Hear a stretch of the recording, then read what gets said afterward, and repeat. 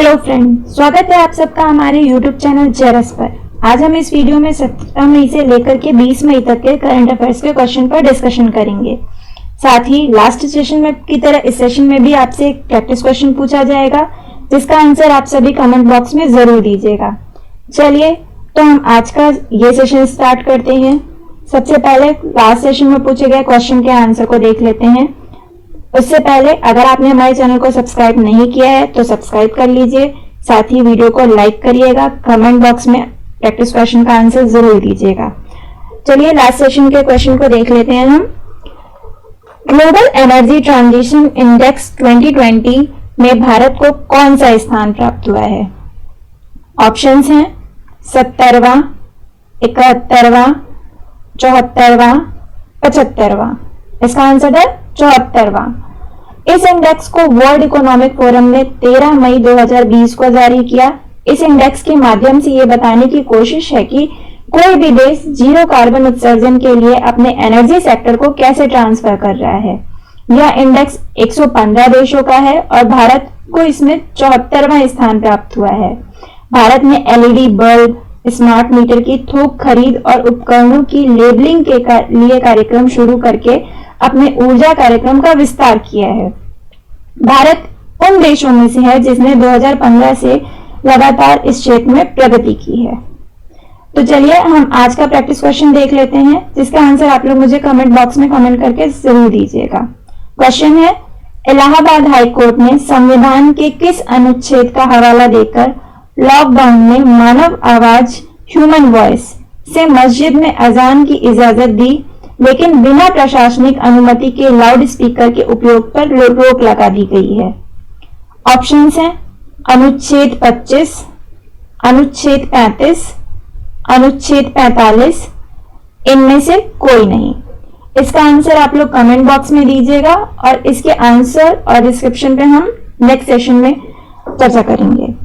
चलिए आज का पहला क्वेश्चन है, सुप्रीम कोर्ट ने किस राज्य के कानून मंत्री भूपेंद्र सिंह चुड़ासमा का चुनाव रद्द करने के आदेश पर रोक लगा दी है?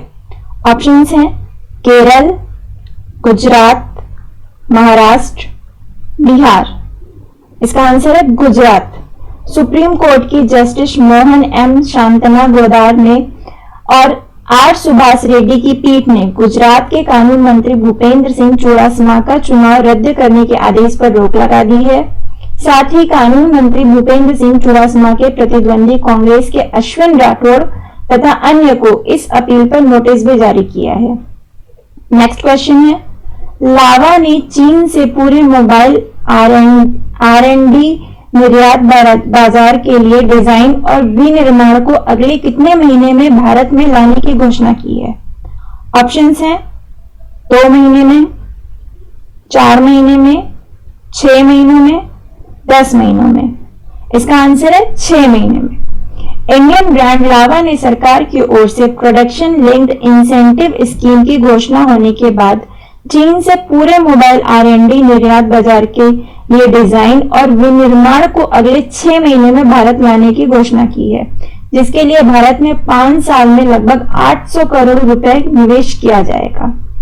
नेक्स्ट क्वेश्चन है, केंद्रीय वित्त मंत्री निर्मला सीतारमण ने हर्बल पौधों के उत्पादन को बढ़ावा देने के लिए कितने करोड़ रुपए देने की घोषणा की है? ऑप्शंस हैं 1000 करोड़ रुपए, 2000 करोड़ रुपए, 3000 करोड़ रुपए, 4000 करोड़ रुपए। इसका आंसर है 4000 करोड़ रुपए। केंद्रीय वित्त मंत्री निर्मला सीतारमण ने हर्बल पौधों के उत्पादन को बढ़ावा देने के लिए 4000 करोड़ रुपए देने की घोषणा की है। नेक्स्ट क्वेश्चन है, चीन को कोरोना वायरस प्रकोप के लिए जिम्मेदार ठहराने के लिए किस देश ने 18 सूत्री योजना पेश की है? ऑप्शंस हैं Spain, Italy, America, Canada. Answer है अमेरिका। अमेरिका की सरकार ने हाल ही में चीन को कोरोना वायरस प्रकोप के लिए जिम्मेदार ठहराने के लिए 18 सूत्री योजना पेश की है। इस योजना को विस्तार से प्रस्तुत करते हुए कहा गया है कि चीन ने खराब मंशा से बातों को छिपाया और कोरोना महामारी वैश्विक स्तर पर फैलाई है। नेक्स्ट क्वेश्चन है, 18 मई को विश्व भर में कौन सा दिवस मनाया जाता है?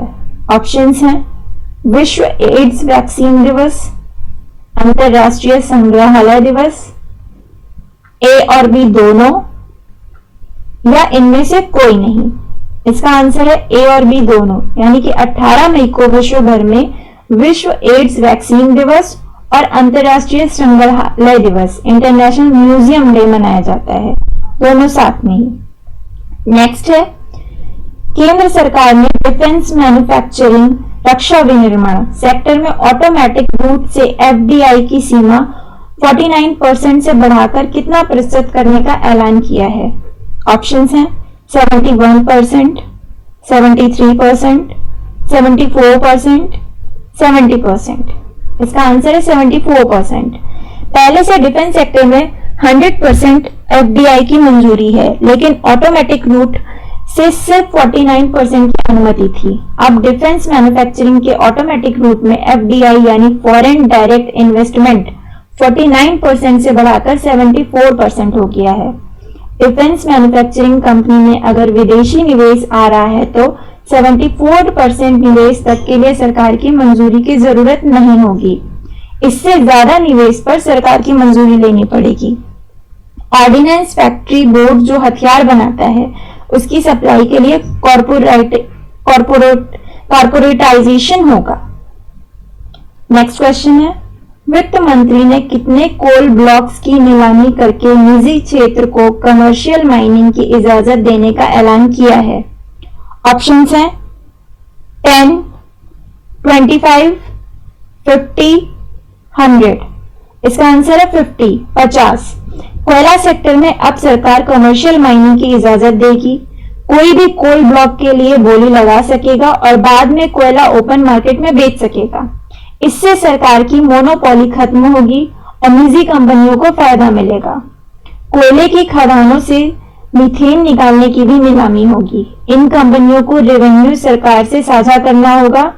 कंपनियों को प्रति टन एक फिक्स रेट पर पैसे देने की बजाय सिर्फ रेवेन्यू सरकार से साझा करना होगा। नेक्स्ट क्वेश्चन है, केंद्र सरकार ने किस इलाके में बिजली वितरण का काम निजी कंपनियों को देने का ऐलान किया है?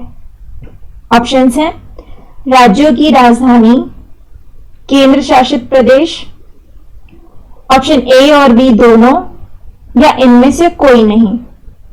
इसका आंसर है केंद्र शासित प्रदेश। केंद्र शासित प्रदेशों में पावर डिस्ट्रीब्यूशन प्राइवेटाइज होगा। हालांकि दिल्ली में पहले से ही बिजली वितरण का काम प्राइवेट कंपनी के पास है, लेकिन अन्य यूनियन टेरिटरी में भी इसे लागू किया जाएगा। देश भर में स्मार्ट प्रीपेड मीटर लगाए जाएंगे। नेक्स्ट क्वेश्चन है, वित्त मंत्री ने स्पेस सेक्टर की किन गतिविधियों में निजी कंपनियों को शामिल होने की अनुमति देने का ऐलान किया है? ऑप्शंस हैं सैटेलाइट और रॉकेट निर्माण व लॉन्चिंग में, स्पेस ट्रेवल और दूसरे ग्रहों की खोज, रिमोट सेंसिंग के काम में, या इनमें से सभी। इसका आंसर है इनमें से सभी को। जो कंपनियां सैटेलाइट बनाने या लॉन्चिंग की काबिलियत रखती हैं या स्पेस से जुड़ी सेवाएं दे सकती हैं, उन्हें इसमें मौका मिलेगा। अमेरिका में नासा की तरह ही इंडिया में भी निजी कंपनियों को इसरो की सुविधाओं या उसके केंद्रों का इस्तेमाल करने की इजाजत मिलेगी ताकि वे अपनी क्षमताएं बढ़ा सकें। आगे अगर स्पेस ट्रैवल या दूसरे ग्रहों की खोज का प्रोजेक्ट आता है तो उसमें निजी कंपनियों को भी काम करने का मौका मिलेगा। नेक्स्ट क्वेश्चन है, केंद्र सरकार ने पीपीपी के जरिए ऑटोमेटिक रिसर्च रिएक्टर शुरू करने की घोषणा की। इसका उपयोग किन क्षेत्रों में होगा? हेल्थ सेक्टर, एग्रीकल्चर सेक्टर, ए और बी दोनों, इनमें से कोई नहीं। इसका आंसर है ए और बी दोनों, यानी कि हेल्थ सेक्टर में भी और एग्रीकल्चर सेक्टर में भी। देश के स्टार्टअप इकोसिस्टम को न्यूक्लियर सेक्टर से जोड़ा जाएगा। टेक्नोलॉजी डेवलपमेंट और इंक्यूबेशन सेंटर बनाए जाएंगे ताकि प्याज, फल और सब्जी को लंबे समय तक सहेज कर रखने के तरीकों पर रिसर्च हो सके। विकिरण तकनीक यानी रेडिएशन टेक्नोलॉजी का इस्तेमाल कर फूड प्रिजर्वेशन के लिए पीपीपी मोड पर सुविधाएं विकसित होंगी। कैंसर और अन्य बीमारियों के किफायती इलाज ढूंढने में इस रिसर्च रिएक्टर की मदद मिलेगी। इससे हेल्थ सेक्टर और एग्रीकल्चर सेक्टर में काम करने वाली कंपनियों और संस्थानों को फायदा मिलेगा। नेक्स्ट क्वेश्चन है, अंतरराष्ट्रीय प्रकाश दिवस इंटरनेशनल डे ऑफ लाइट कब मनाया जाता है? ऑप्शंस हैं 16 मई, 15 मई, 14 मई, 17 मई। इसका आंसर है 16 मई। भौतिक विज्ञानी और इंजीनियर थियोडोर मैमन द्वारा 16 मई 1960 में लेजर का पहला सफल संचालन किया गया था। यह दिन उनकी वर्षगांठ के रूप में मनाया जाता है। यह दिवस विज्ञान, संस्कृति, कला, शिक्षा और सतत विकास, औषधि, संचार और ऊर्जा के विविध क्षेत्र में प्रकाश की भूमिका के उपलक्ष्य में मनाया जाता है। अंतर्राष्ट्रीय प्रकाश दिवस को मनाने की शुरुआत यूनेस्को के इंटरनेशनल बेसिक साइंस प्रोग्राम से की गई है। नेक्स्ट क्वेश्चन है, विश्व दूरसंचार दिवस world telecommunication and information society day कब मनाया जाता है? ऑप्शंस हैं 16 मई, 19 मई, 18 मई, 17 मई। आंसर है 17 मई। 17 मई 1865 को अंतर्राष्ट्रीय दूरसंचार संघ की स्थापना हुई थी। उसकी स्मृति में विश्व दूरसंचार दिवस के रूप में यह जाना जाता है। नेक्स्ट क्वेश्चन है, बंगाल की खाड़ी में उठे चक्रवाती तूफान का नाम क्या है? ऑप्शंस हैं हरिकेन, टाइफून, अम्फान, फानी। इसका आंसर है अम्फान। नेक्स्ट क्वेश्चन है, भारत किस वैश्विक संगठन के एग्जीक्यूटिव बोर्ड का चेयरमैन चुना गया है? ऑप्शंस हैं संयुक्त राष्ट्र, अंतर्राष्ट्रीय मुद्रा कोष, विश्व स्वास्थ्य संगठन, विश्व व्यापार संगठन। आंसर है विश्व स्वास्थ्य संगठन। भारत WHO में जापान की जगह लेगा। इसमें WHO के 194 सदस्य देश और पर्यवेक्षक हिस्सा लेंगे। भारत ऐसे समय या पद संभालने जा रहा है जब चीन और अमेरिका के बीच कोरोना के मुद्दे पर तनाव चल रहा है। नेक्स्ट क्वेश्चन है, ऑनलाइन एजुकेशन के लिए केंद्र सरकार ने कौन सा कार्यक्रम शुरू करने का ऐलान किया है? ऑप्शंस हैं प्रधानमंत्री ई विद्या प्रोग्राम, प्रधानमंत्री ऑनलाइन प्रोग्राम, प्रधानमंत्री ई शाखा प्रोग्राम, प्रधानमंत्री ई स्कूल प्रोग्राम। इसका आंसर है प्रधानमंत्री ई विद्या प्रोग्राम। इसके जरिए डिजिटल पढ़ाई पर जोर दिया जाएगा। इस योजना के जरिए क्लास 1 से लेकर के 12 तक के स्टूडेंट्स के लिए अलग अलग टीवी चैनल लॉन्च करने जा रही है सरकार, जहां बच्चों को उनके स्कूली पाठ्यक्रम का अध्ययन ऑनलाइन करवाया जा सकेगा। यानी 1 क्लास 1 चैनल होगा। रेडियो, कम्युनिटी रेडियो और पॉडकास्ट का ज्यादा इस्तेमाल होगा। 30 मई तक टॉप 100 यूनिवर्सिटी में ऑनलाइन कोर्सेज की शुरुआत होगी। दिव्यांग बच्चों के लिए ई कंटेंट ऑनलाइन कोर्स शुरू किए जाएंगे, जिसके तहत दिव्यांग बच्चों की जरूरतों को ध्यान में रखते हुए कई कोर्सेज की व्यवस्था की जाएगी। दिसंबर 2020 तक national foundation literacy and numeracy mission launch किया जाएगा। यह सब आत्मनिर्भर भारत अभियान के तहत होगा। नेक्स्ट क्वेश्चन है, बेंजामिन नेतन्याहू ने 17 मई को कौन सी बार इजराइल के प्रधानमंत्री पद की शपथ ली? ऑप्शंस हैं तीसरी बार, चौथी बार, पांचवी बार, छठी बार। इसका आंसर है पांचवी बार। इजराइल में 3 लगातार आम चुनाव हुए, लेकिन किसी भी पार्टी को पूर्ण बहुमत नहीं मिला। नेतन्याहू लिकुड पार्टी से हैं। उन्होंने ब्लू एंड व्हाइट पार्टी के अध्यक्ष बेनी गाट्स के साथ गठबंधन करके ये सरकार बनाई है। नई सरकार में 18 महीने तक नेतन्याहू प्रधानमंत्री रहेंगे, जबकि आगे के 18 महीने बाद बेनी गाट्स प्रधानमंत्री बनेंगे। नेक्स्ट क्वेश्चन है, अंतरराष्ट्रीय संग्रहालय दिवस इंटरनेशनल म्यूजियम डे कब मनाया जाता है? 18 मई, 17 मई, 19 मई, 16 मई। आंसर है 18 मई।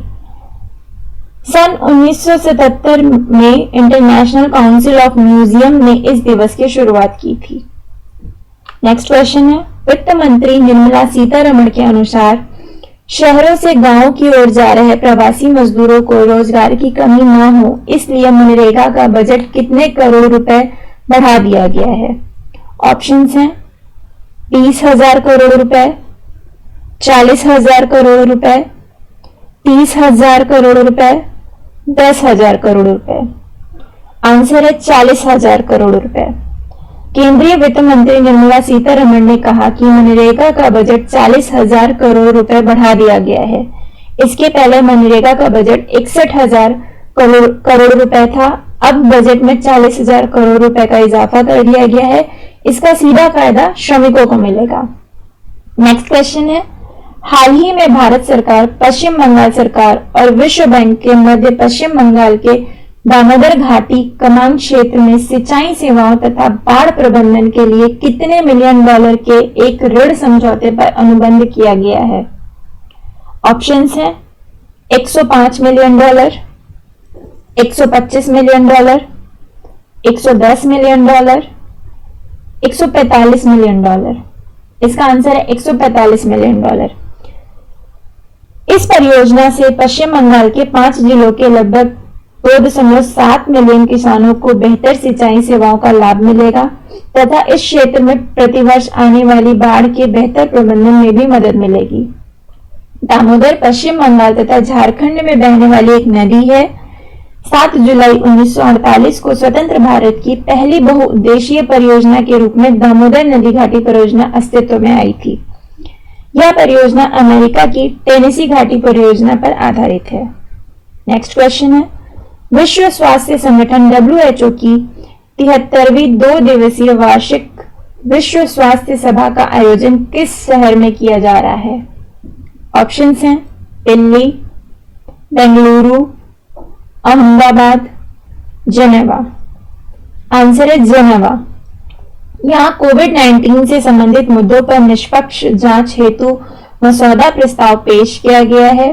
भारत ने विश्व स्वास्थ्य सभा में कोविड-19 से संबंधित जांच हेतु यूरोपीय संघ और ऑस्ट्रेलिया के नेतृत्व में 62 देशों के गठबंधन का समर्थन किया है। पहली बार इस सत्र वीडियो कॉन्फ्रेंसिंग के माध्यम से आयोजित किया गया। पहली बार इस सत्र को वीडियो कॉन्फ्रेंसिंग के माध्यम से आयोजित किया गया है। भारत की ओर से डॉक्टर हर्षवर्धन ने इसका प्रतिनिधित्व किया है। नेक्स्ट क्वेश्चन है, राष्ट्रीय डेंगू दिवस निम्न में से किस दिन मनाया जाता है? ऑप्शंस हैं 15 मई, 18 मई, 16 मई, 17 मई। आंसर है 16 मई। 16 मई को हर साल स्वास्थ्य और परिवार कल्याण मंत्रालय द्वारा डेंगू दिवस मनाया जाता है। इस दिवस को मनाने का मुख्य उद्देश्य डेंगू के बारे में जागरूकता प्रसारित करना, निवारक कार्यवाही की पहल और रोग के संचारण वाले मौसम के समाप्त होने तक डेंगू को नियंत्रित करना है। डेंगू होने पर व्यक्ति को तेज बुखार, शरीर में दर्द, आंखों में दर्द और त्वचा पर चकत्ते जैसे लक्षण हो सकते हैं। डेंगू के वायरस का मुख्य वाहक एडीज एजिप्टी मच्छर होता है। नेक्स्ट क्वेश्चन है, भारत सरकार कोविड-19 के कारण प्रभावित हो रहे शैक्षिक वर्ष को सुचारू रूप से चलाने के लिए किस कार्यक्रम को शुरू करने की घोषणा की है? ऑप्शन है प्रधानमंत्री ई विद्या, प्रधानमंत्री पढ़ो विद्या, प्रधानमंत्री सुचारू शिक्षा, प्रधानमंत्री पढ़ो भारत। इसका आंसर है प्रधानमंत्री ई विद्या। इसके अंतर्गत पारा डायरेक्ट टू होम चैनल्स छात्रों को घरों में ही पाठ्यक्रम वीडियो उपलब्ध कराएंगे, जबकि देश के शीर्ष 100 उच्च शिक्षा संस्थान नए ऑनलाइन पाठ्यक्रम शुरू करेंगे। लॉकडाउन अवधि के दौरान इन चैनलों पर लाइव इंटरैक्टिव सेशन के प्रसारण के लिए भी प्रावधान किए गए हैं, जिनमें स्काइप के माध्यम से विषय एवं परामर्श विशेषज्ञ शामिल किए जाएंगे। इन चैनलों को छात्रों तक पहुंच बढ़ाने के लिए भारत सरकार के मानव संसाधन विकास मंत्रालय ने निजी डीटीएच ऑपरेटरों जैसे टाटा स्काई एवं एयरटेल के साथ भी समझौता किया है। नेक्स्ट क्वेश्चन है, हाल ही में किस देश के वैज्ञानिकों ने सुपर अर्थ की खोज की है? ऑप्शंस हैं न्यूजीलैंड, चीन, नेपाल, बांग्लादेश। आंसर है न्यूजीलैंड। न्यूजीलैंड के वैज्ञानिकों ने हाल ही में सुपर अर्थ की खोज की है। इस ग्रह पर मानव जाति के लिए आवश्यक परिस्थितियां मौजूद हैं। सुपर अर्थ उन चुनिंदा ग्रहों में से एक है जो पृथ्वी के आकार और परिक्रमा दूरी के समान है। नासा के अनुसार सुपर अर्थ जैसे ग्रहों का होना हमारी गैलेक्सी में आम है। इस तरह ग्रह हमारी पृथ्वी से 10 गुना तक भारी हो सकते हैं। नेक्स्ट क्वेश्चन है, अम्फान अब सुपर साइक्लोन में बदल गया है। इससे पहले ऐसा महातूफान कब आया था? ऑप्शंस हैं वर्ष 2019 में, वर्ष 2005 में, वर्ष 1999 में या वर्ष 1990 में। इसका आंसर है वर्ष 1999 में। इंडिया मेटीओरोलॉजिकल डिपार्टमेंट IMD के डायरेक्टर जनरल मृत्युंजय महापात्रा ने कहा कि पिछले 2 दशकों में यह दूसरा सुपर साइक्लोन है। इससे पहले 1999 में ऐसा महातूफान आया था, लेकिन उसका नाम तय नहीं हुआ था। नेक्स्ट क्वेश्चन है, पहला यूरोपीय देश का नाम बताएं जिसने खुद को कोरोना मुक्त घोषित किया है। ऑप्शंस हैं Britain, Slovenia, Peru, Greece. Answer है स्लोवेनिया। नेक्स्ट क्वेश्चन है, चीन के किस साहित्यकार की पुस्तक Wuhan diary dispatch from a quarantined city Bharat में रिलीज हुई है, जिसमें 60 दिनों के लॉकडाउन की पूरी दास्तां है। ऑप्शन है मान मोयान, वोंग या Fing, Fang Fang, Yu Fing. Answer है फोंग फोंग। यह चीन की जानी मानी साहित्यकार हैं। डायरी पूरी कहानी जर्मन और अंग्रेजी में छपने के बाद चीन में फैंग फैंग को खलनायिका बना दिया गया और उन्हें मौत की धमकियां मिलने लगी। नेक्स्ट क्वेश्चन है, रेलवे ने भारत के सबसे शक्तिशाली 12,000 हॉर्स पावर का मेड इन इंडिया इंजन वैग 12 नंबर 60027 को 19 मई 2020 को चलाया। ऐसा करने वाला भारत कौन सा देश बन गया है? मतलब ऑप्शन से तीसरा, चौथा, पांचवा, छठा। आंसर है छठा। यह ट्रेन दीनदयाल उपाध्याय जंक्शन से परवाडीह तक गई। इसमें 118 वैगन जुड़े हुए थे। भारत दुनिया का छठा ऐसा देश है जो स्वदेश में ज्यादा हॉर्स पावर का इंजन बनाने वाले देशों के क्लब में शामिल हो गया है। इसका निर्माण मधेपुरा रेल इंजन फैक्ट्री में हुआ है। नेक्स्ट क्वेश्चन है, नेपाल ने अपने नए नक्शे में भारत के किस हिस्से को भी शामिल दिखाया है? ऑप्शंस हैं काला पानी, लिपुलेख, लुम्पियाधुरा या सभी। आंसर है उपरोक्त सभी, यानी काला पानी, लिपुलेख और लिंबियापुरा तीनों को। नेपाल के नए नक्शे में नेपाल के उत्तरी, दक्षिण और पूर्वी और पश्चिमी अंतर्राष्ट्रीय सीमाओं में बदलाव को दिखाया गया है। दरअसल भारत ने 8 मई को लिपुलेख धाराचूला मार्ग का उद्घाटन किया था। नेपाल ने इसे एक तरफा फैसला बताते हुए आपत्ति जताई थी। उसका दावा है कि महाकाली नदी के पूर्व का पूरा इलाका नेपाल की सीमा में आता है, जबकि भारतीय विदेश मंत्रालय ने कहा था कि लिपुलेख भारत की सीमा क्षेत्र में है। लिपुलेख मार्ग से पहले भी मानसरोवर यात्रा होती रही है। नेक्स्ट क्वेश्चन है, कोविड-19 महामारी के बीच बिना दर्शकों के कौन सा पहला यूरोपीय फुटबॉल टूर्नामेंट शुरू हुआ? ऑप्शंस हैं French league 1, Italian Serie A, Bundesliga, Spanish La Liga. Answer है बुंदेसलीगा। जर्मनी की प्रसिद्ध फुटबॉल लीग बुंदेसलीगा 16 मई से शुरू हुई है। कोरोना वायरस के बाद बहाल होने वाली यह पहली यूरोपीय लीग है। नेक्स्ट क्वेश्चन है, बास्केटबॉल के किस महान खिलाड़ी के जूते ऑनलाइन नीलामी में रिकॉर्ड $5,60,000 में बिके हैं? ऑप्शंस हैं Kobe Bryant, Michael Jordan, Larry Bird, James Naismith. Answer है माइकल जॉर्डन।